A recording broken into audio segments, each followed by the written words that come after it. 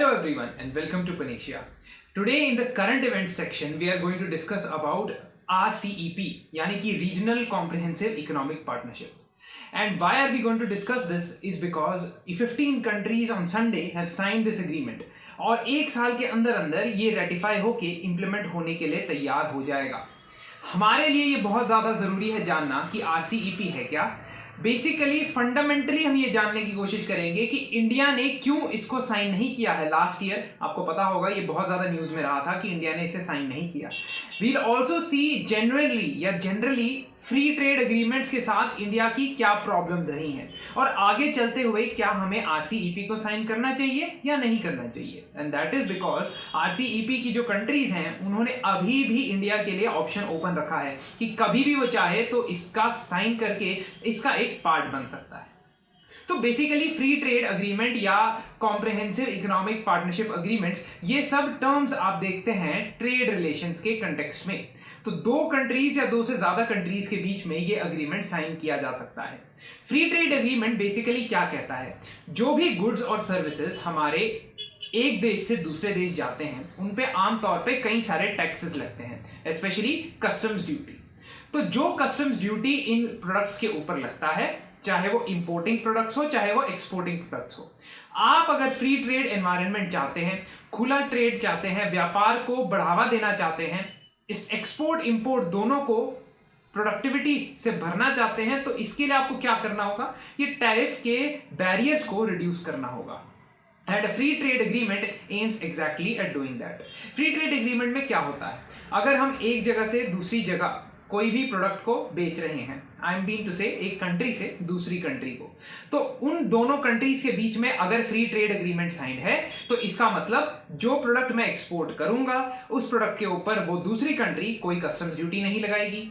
And similarly जो product मैं उस कंट्री से इंपोर्ट करूंगा वैसे वर्सा वैसे ही मैं भी कोई इंपोर्ट ड्यूटी नहीं लगाऊंगा. इसका मतलब रेसिप्रोकल रिलेशन होना चाहिए. जनरली फ्री ट्रेड एग्रीमेंट ऐसे काम करते हैं कि हम एक नेगेटिव लिस्ट बना लेते हैं. नेगेटिव लिस्ट मतलब कि अ लिस्ट ऑफ आइटम्स जिनके ऊपर ये reduced percentage of customs duties या टैक्सेस नहीं लगेंगे, और उसके अलावा जितने भी गुड्स एंड सर्विसेज होते हैं उनके ऊपर ड्यूटी फ्री ट्रेड चलेगा, यानी कि 0% कस्टम्स ड्यूटी चलेगा. कई अलग तरीकों से इसे इंप्लीमेंट किया जा सकता है, that depends on the agreement to agreement. लेकिन ये RCEP का फ्री ट्रेड एग्रीमेंट क्या कहता है, basically this is a free trade agreement जो प्लान किया गया था 2012 से. 2012 से इसके अंदर नेगोशिएशन चल रही है और इसके पार्टिसिपेंट्स कौन है, जिसके पार्टिसिपेंट्स है एशियान कंट्रीज में से आने वाली 10 countries. Association of south east Asian Nations नाम की एक ऑर्गेनाइजेशन जो 1997 में बनाई गई थी, उसके 10 पार्टिसिपेंट कंट्रीज हैं, Myanmar, Vietnam, Laos, Cambodia, Thailand. ये 5 तो हमारे इंडिया के इंडो चाइना मेनलैंड के साथ लगते हैं. और फिर जब यहां से और फर्दर हम साउथ ईस्ट जाते हैं तो Singapore, Brunei, Malaysia, Indonesia, Philippines ये आपको दिख जाएंगे. और ये 5+5 यानी कि 10 कंट्रीज एशियान की मेंबर कंट्रीज हैं. इनके साथ 6 कंट्रीज काफी टाइम से एक फ्री ट्रेड एग्रीमेंट साइन करने का नेगोशिएशन चला रही हैं और उन 6 कंट्रीज में से इंडिया भी एक थी. इंडिया के अलावा इसमें China, Australia, New Zealand, south Korea और जापान जैसी कंट्रीज हैं. नेगोशिएशन जब चल रही थी 2012 से लेके 2019 तक इंडिया ने उसके अंदर पार्टिसिपेट किया and most of the talks India has discussed with the other parties. लेकिन प्रॉब्लम क्या हुई, प्रॉब्लम ये हुई कि इंडिया ने जब 2019 के अंदर इस एग्रीमेंट पे सिग्नेचर होना था उस वक्त मना कर दिया साइन करने से, इसका एक पार्टी बनने से. अब देखते हैं कि इंडिया ने इस एग्रीमेंट का पार्ट होने से मना क्यों किया.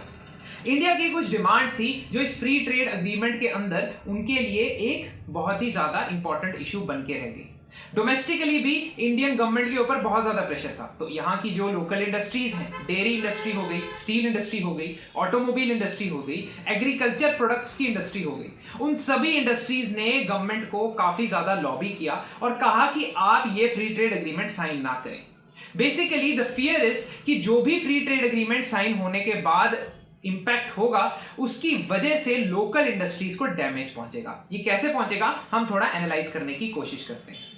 देखिए, फ्री ट्रेड एग्रीमेंट्स का हमारा पुराना पास्ट एक्सपीरियंस क्या कहता है कि जिन भी कंट्रीज के साथ हमने फ्री ट्रेड एग्रीमेंट साइन किया है, दोस countries have increase their exports to India, but India has not been able to increase exports to those countries. ऐसे कई सारे एग्जाम्पल्स हमारे सामने हैं। हमने जापान के साथ, कोरिया के साथ, यहां तक कि एशियन की जो 10 कंट्रीज हैं उनके साथ भी हमने एक तरह का प्रेफरेंशियल ट्रेड एग्रीमेंट साइन किया हुआ है। लेकिन वहां हम ये देखते हैं कि जो इंपोर्ट्स हैं वो इंक्रीज होते जा रहे हैं। फॉर एग्जाम्पल, एशियन के साथ फ्री ट्रेड एग्रीमेंट साइन करने के बाद से हमारे जो इंपोर्ट्स हैं इन 10 कंट्रीज से वो डबल हो गए, they have doubled. Similarly Japan के साथ भी यही प्रॉब्लम है, कोरिया के साथ भी यही प्रॉब्लम है। And that is why Indian industry is worried कि बाहर से जो भी प्रोडक्ट्स आ रहे हैं वो इंडियन मार्केट्स को काफी ज्यादा इन्फ्लुएंस कर देंगे। क्यों? क्योंकि हो सकता है कि वो कम प्राइसेस पे प्रोडक्ट्स को यहाँ पे बेचें, और जब वो कम प्राइसेस पे बेचेंगे तो इंडियन इंडस्ट्रीज के जो प्रोडक्ट्स हैं उनके मुकाबले लोग उस प्रोडक्ट्स को, इंपोर्टेड प्रोडक्ट्स को खरीदना पसंद कर सकते हैं, and that can be a problem. सबसे मेजर इशू जिसकी वजह से इंडिया ने इस एग्रीमेंट को साइन नहीं किया था वो था चाइना। चाइना के साथ इंडिया का trade deficit was around $53 billion.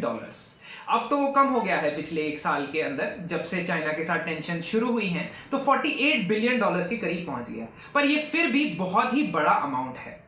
ये इस वजह से है क्योंकि चाइनीज गुड्स इंडियन मार्केट्स में बहुत ज्यादा प्रेवलेंट हैं, बहुत कम सस्ते दामों में बिके जाते हैं, और वहां से free flow of goods already बहुत ज्यादा इंडिया के अंदर आ रहा है, जिसकी वजह से local industries, local manufacturers already काफी ज्यादा कंपटीशन सफर कर रहे हैं। गवर्नमेंट का और काफी सारे थिंकर्स का भी ये मानना था कि अगर हम आरसीईपी को साइन कर देते हैं तो चाइना के प्रोडक्ट्स को बिल्कुल लेजिटिमेट लाइसेंस मिल जाएगा ड्यूटी फ्री इंपोर्ट होने का। इंडिया ने कई बार नेगोशिएशंस के दौरान ये भी कहा कि हम बाकी कंट्रीज के साथ तो एफटीए साइन कर लेंगे, that means we will put all of their goods in 0% customs duty. लेकिन चाइना के साथ उन्होंने कुछ वक्त मांगा। उन्होंने कहा कि हम पहले चाइना के 40% गुड्स को अलाउ करेंगे, फिर 50%, फिर 60%, ऐसे करते करते बढ़ाते जाएंगे। बट ये एक्सेप्टेबल नहीं था बाकी की कंट्रीज को। इंडियन गवर्नमेंट ने यह भी कहा कि ऑटोमेटिक ट्रिगर मैकेनिज्म होना चाहिए, यानी कि अगर एक क्वांटिटी या एक पर्टिकुलर अमाउंट से ज्यादा प्रोडक्ट्स इंपोर्ट हो जाएं कंट्री के अंदर तो ऑटोमेटिकली वो 0% वाला टैक्स जो है वो बढ़ के कस्टम्स ड्यूटी 50%, 60% जितनी भी लगानी है हम लगा सके। इससे ये इंश्योर होगा कि जो लोकल मार्केट्स है उसमें फ्लडिंग ना हो एक्सटर्नल प्रोडक्ट्स की। बट ये ऑटोमेटिक ट्रिगर मैकेनिज्म के बारे में एशियान की बाकी कंट्रीज सहमत नहीं थी। बेस ईयर का भी एक इशू था। बेस ईयर यानी कि आपने कौन से साल में जो टैरिफ्स थे वहां से रिड्यूस करना है। देखिए, base year means you are going to reduce the tariffs, और उसके लिए आप डिसाइड करोगे कि हाँ, इस बेस ईयर में जितने टैरिफ्स थे अगले 5 साल के अंदर हम उसको 50% कम कर देंगे, जितने भी टैक्सेस लगते थे वो 50% कम कर देंगे। लेकिन इंडिया की क्या प्रॉब्लम थी? इंडिया ने 2013 से लेके 2019 तक अपने इंपोर्ट ड्यूटीज को बहुत बढ़ाया हुआ था, एंड दे वांटेड कि 2019 में जो इंपोर्ट ड्यूटीज की वैल्यू है वहां से हम कम करें, ना कि 2012 में, क्योंकि 2012 में तो बहुत ही कम इंपोर्ट ड्यूटीज लगती थी। अगर वहां से हम और परसेंटेज कम करते जाएं तो और ज्यादा एक्सटर्नल प्रोडक्ट्स इंडियन मार्केट्स को फ्लड कर देंगे। इस कट ऑफ डेट को लेकर भी कोई सहमति नहीं बना पाए गए in the 3rd ASEAN summit. Rules of origin के इश्यूज, ये भी एक प्रॉब्लम है। रूल्स ऑफ ओरिजिन क्या होता है? मान लीजिए कंट्री ए और कंट्री बी ने आपस में एक फ्री ट्रेड एग्रीमेंट साइन किया है, लेकिन कंट्री सी जो है वो भी इसमें पार्टिसिपेट करना चाहती है, इनडायरेक्टली पार्टिसिपेट कर सकती है। कैसे? वो अपने प्रोडक्ट्स को बी कंट्री में असेंबल कर देगी, और बी कंट्री से ए कंट्री में क्योंकि टैक्स नहीं लगता इंपोर्ट होने में, वहां से वो ए में बेच देगी। अदरवाइज ऐसा हो सकता है कि ए और सी के बीच में 60% टैरिफ लगता हो, लेकिन ए और बी के बीच में तो फ्री ट्रेड एग्रीमेंट है, इसलिए उस पर 0% लगता है। इस चीज के डर से रूल्स ऑफ ओरिजिन, यानी कि ओरिजिनली प्रोडक्ट कहां से आया है, उसको डिफाइन ना करने की वजह से भी इंडिया ने साइन नहीं किया था, क्योंकि इंडिया को डर था कि चाइना अपने प्रोडक्ट्स को एशियन की बाकी कंट्रीज के अंदर असेंबल करवा के इंडिया में दोबारा फ्लडिंग करवा सकता है। बेसिकली चाइना एक बहुत ही इंपॉर्टेंट एलिमेंट है। इंडिया की कुछ इंडस्ट्रीज को, जैसे कि डेयरी इंडस्ट्री, ऑटोमोबाइल इंडस्ट्री, इस आरसीईपी से काफी ज्यादा डर था। डेयरी इंडस्ट्री का एक एग्जांपल लेते हैं।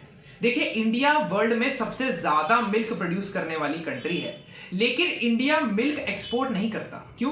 क्योंकि एक्सपोर्ट मार्केट फ्रेश मिल्क की नहीं चलती।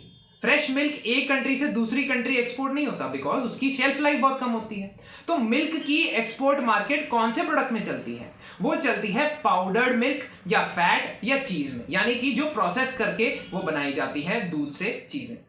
अब न्यूजीलैंड और ऑस्ट्रेलिया जो आरसीईपी के मेंबर थे, वो विश्व के सबसे ज्यादा एक्सपोर्ट में पार्टिसिपेट करने वाले नेशंस हैं। और इंडियन डेयरी इंडस्ट्री को यह डर था कि यहां पे अगर powdered milk, fat, ice cream, curd ये सब बाहर से आने लग जाए और उनके ऊपर कोई टैक्स ना लगे तो हमारी लोकल इंडस्ट्री को डैमेज हो सकता है।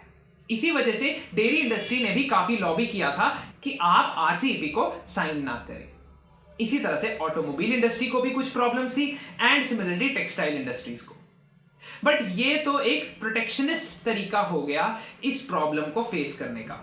The problem lies that industrialisation होने के बावजूद इंडिया की इंडस्ट्रियल कैपेसिटी अभी इतनी नहीं बन पाई है कि हम बाहर के प्रोडक्ट्स के साथ कंपीट कर पाए। और इसमें political decisions, economic decisions, policy decisions सबका कुछ ना कुछ रोल रहा है।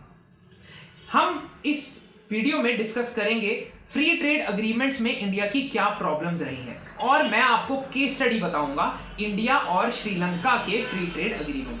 जैसा मैंने आपको पहले भी बताया कि इंडिया ने पहले भी कई कंट्रीज के साथ फ्री ट्रेड अग्रीमेंट साइन किया हुआ है।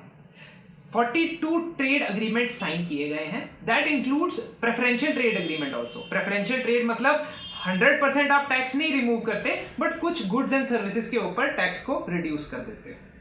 तो इस प्रेफरेंशियल ट्रेड अग्रीमेंट में से 13 ऐसे हैं जो इफेक्टिव हैं, एक है जो साइन किया है बट इंप्लीमेंट नहीं किया है, 16 है जिनमें नेगोशिएशन चल रही है, ये आरसी भी उन्हीं में से था, और 12 है जो अभी स्टडी के अंदर है। तो इसका मतलब there is also a thinking that we should sign FTA.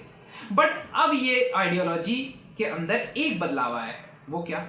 हमें अपने फ्री ट्रेड अग्रीमेंट की टर्म्स एंड कंडीशंस को दोबारा रिविजिट करना होगा। हम किन टर्म्स पे फ्री ट्रेड अग्रीमेंट कर रहे हैं उसको रिविजिट करना होगा, क्योंकि हमारा एक्सपीरियंस ये कहता है कि फ्री ट्रेड अग्रीमेंट से इंडियन एक्सपोर्टर्स को ज्यादा फायदा नहीं हो पाया है। वो क्यों नहीं हो पाया है, हम श्रीलंका और इंडिया के फ्री ट्रेड एग्रीमेंट की एग्जाम्पल से बहुत अच्छे से समझ जाएंगे। साल 2000 के अंदर इंडिया और श्रीलंका के बीच में फ्री ट्रेड एग्रीमेंट साइन किया गया। That means you understand, free trade agreement मैंने आपको समझा दिया है कि क्या होता है। बट हमने ये देखा कि फ्री ट्रेड एग्रीमेंट साइन होने के बाद इंडिया और श्रीलंका के बीच में ट्रेड उस तरीके से नहीं बढ़ पाया। इनफैक्ट ट्रेड की वॉल्यूम भी कम हुई। 50% जो ट्रेड था वो फ्री ट्रेड एग्रीमेंट के द्वारा नहीं आता था, वो हमारा south Asia free trade agreement SAFTA के थ्रू आता था। इनफैक्ट मैं आपको ये इन्फॉर्म कर दूं कि साफ्टा यानी कि जो सार्क नेशंस ने आपस में फ्री ट्रेड एग्रीमेंट साइन किया है, that is the only place where a bit of success has been seen in the trade volumes. मतलब ट्रेड वॉल्यूम भी बढ़ा है और इंडिया के एक्सपोर्ट भी बढ़े हैं। ऐसा सिर्फ हमने साफ्टा में देखा है। श्रीलंका की केस स्टडी से हमें यह पता लगता है कि सिर्फ एफटीए साइन करना जरूरी नहीं है। एफटीए के अंदर जो मोडालिटीज होती है, जो क्लॉजेज होते हैं, उनको अच्छे से नेगोशिएट करना जरूरी है। नहीं तो एक्सपोर्टर्स के लिए एफटीए का इस्तेमाल करना मुश्किल हो जाता है। ये पाया गया है कि फ्री ट्रेड एग्रीमेंट के थ्रू अगर आपने एक्सपोर्ट करना है तो उसमें आपको रूल्स एंड रेगुलेशन ज्यादा फॉलो करने पड़ते हैं, और अगर रूल्स एंड रेगुलेशन ज्यादा फॉलो करने पड़ते हैं तो आपकी कंप्लायंस कॉस्ट बढ़ती है, ज्यादा फॉर्म भरने पड़ते हैं, ज्यादा क्वालिटी स्टैंडर्ड्स मेंटेन करने पड़ते हैं। तो लोग या एक्सपोर्टर जो है एफटीए का इस्तेमाल नहीं करते, they don't go through the FTA route, वो नॉर्मल रूट से जाते हैं, क्योंकि एफटीए रूट की वजह से उनकी कंप्लायंस कॉस्ट और ज्यादा बढ़ जाती है। श्रीलंका की एग्जांपल से देखते हैं। श्रीलंका के फ्री ट्रेड एग्रीमेंट के कुछ टर्म्स एंड कंडीशंस ऐसे हैं जिसमें डिस्क्रिशनरी पावर्स दी गई हैं ऑफिसर्स को ये डिसाइड करने की कि अच्छा ये प्रोडक्ट है, इसके ऊपर इतना टैक्स लगेगा, XY प्रोडक्ट है, इसके ऊपर इतना टैक्स लगेगा। जब डिस्क्रिशनरी पावर्स दी जाती हैं तो कोई सर्टेनिटी नहीं होती ट्रेडर्स को, एक्सपोर्टर को भी और इंपोर्टर को भी। ये एक प्रॉब्लम है जिसे आगे के फ्री ट्रेड एग्रीमेंट में हमें रिमूव करना होगा। दूसरी problem, customs delays. Free trade agreement में यह तो लिखा है कि कस्टम्स ऑफिस के पास सिर्फ 3 से 4 दिन तक वो गुड्स रहने चाहिए जो एक्सपोर्ट के लिए जाते हैं, लेकिन एक्चुअल में क्या होता है, एक्चुअल में 30 से 40 दिन लगते हैं। कस्टम्स कई बार कुछ सैंपल्स को उठा लेता है, जो भी प्रोडक्ट आ रहा है, मान लीजिए खाने का कोई प्रोडक्ट है, और उसमें टेस्टिंग करता है। ऐसा तो नहीं कि इसमें कोई और प्रोडक्ट इन्वॉल्व है, कोई और प्रोडक्ट मिस है, और वो टेस्टिंग करने में 30 से 40 दिन लग जाते हैं। इस डिले की वजह से फ्री ट्रेड एग्रीमेंट का जो हम फायदा उठाना चाहते हैं वो उठा ही नहीं पाते। तीसरा तरीका, जिससे फ्री ट्रेड एग्रीमेंट्स प्रॉब्लम है, स्पेशली श्रीलंका के साथ। पैकेजिंग और लेबलिंग की रिक्वायरमेंट्स दोनों जगह यूनिफॉर्म नहीं है। इसका मतलब आप पैकेजिंग किसी एक प्रोडक्ट की इंडिया में जैसे करते हो वो श्रीलंका में एक्सेप्टेबल ही नहीं है। फॉर एग्जाम्पल सैनिटरी वेयर, जो बाथरूम या वॉशरूम के अंदर यूज होने वाले प्रोडक्ट्स हैं, तो उन प्रोडक्ट्स का इंडिया के अंदर पैकेजिंग होता है स्ट्रॉ के अंदर, लेकिन श्रीलंका वाले कहते हैं कि हमें सिर्फ प्लाई कोरुगेटेड बॉक्सेस, यानी कि जिसको आम भाषा में कार्डबोर्ड बॉक्सेस कहते हैं, उसके अंदर ही आने चाहिए। तो पैकेजिंग रूल्स एंड नॉर्म्स दोनों में अलग है। तो इसका मतलब क्या हुआ, यहां से मैं पैकेज करके भेजता हूं श्रीलंका में तो वो एक्सेप्ट ही नहीं होगा। तो इसका मतलब फ्री ट्रेड अग्रीमेंट ही सिर्फ नहीं है, आपको हर एक पॉइंट जो उसके अंदर है उसको अच्छे से एनालाइज करना पड़ेगा। फूड प्रोडक्ट्स को लेके डबल टेस्टिंग होती है। तो जैसे यहां से इंडिया से कोई प्रोडक्ट जा रहा है श्रीलंका, तो पहले तो इंडिया के पोर्ट के ऊपर टेस्टिंग होगी, फिर जब वो श्रीलंका में रिसीव होगा उसकी अलग से टेस्टिंग होगी, उससे और डिलेज होंगे। जब भी एक्सपोर्ट और इंपोर्ट दोनों के अंदर डिलेज होते हैं तो दोनों को खामियाजा भुगतना पड़ता है। Why? Because exporter has to pay for testing and the importer has to pay for storage. तो ये दोनों जगह पेमेंट देनी पड़ती है। तो फायदा क्या हुआ फ्री ट्रेड एग्रीमेंट का? फायदा नहीं हुआ।